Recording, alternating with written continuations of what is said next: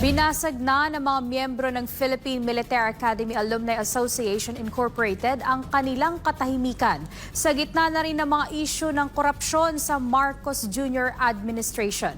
Si MJ Mondihar sa report. No, we shut down everything. I guess that's what they want. They want the government to cease working.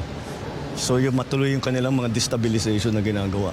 Destabilization o pagpapabagsak sa gobyerno para kay Marcos Jr. ang mga komunikasyon ngayon sa 2025 BICAM report ng pambansang pondo na kanyang pinirmahan. Nauna lang itinanggi ng Pangulo na may mga blankong items sa 2025 General Appropriations Act o GAA. Pero hindi nga GAA ang kinikusyon ng kanyang mga kritiko, kundi ang mga blankong items sa BICAM report o ang final version ng budget bill.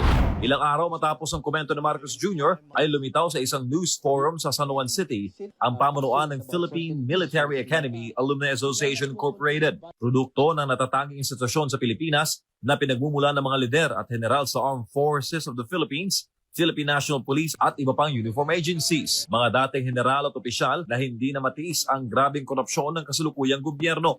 We voted to remain silent on these issues. However, nung General Assembly namin, nung January 25, the General Assembly voted that the PMAAA will go against corruption. Numero 1 sa puna ng retired officials ang korupsyon sa infrastructure programs ng pamahalaan. Mga pondong hindi raw nalalagay sa tunay na mga proyekto at binubulsa lamang ng ilang pamilya.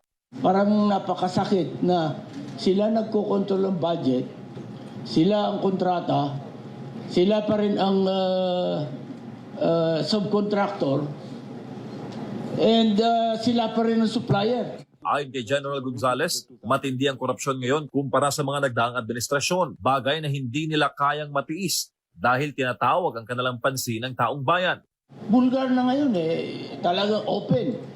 Mahigit sa 11,000 ang mga miyembro ng PMAAA, kasama na ang mga nasa active duty. Patuloy namang magmamasid ang mga kabalyero sa takbo ng kasalukuyang gobyerno at kung may pag-asa pa bang madala sa pag-iusap ang mga nakaupo na iwasto ang mga kamalian sa kanilang pamamahala. Pero kung sakaling hindi, Alam nyo, lahat naman tao yung patience is their limit. And if they see that the general public is really talagang napuno na, I think you have already experienced it in several occasions.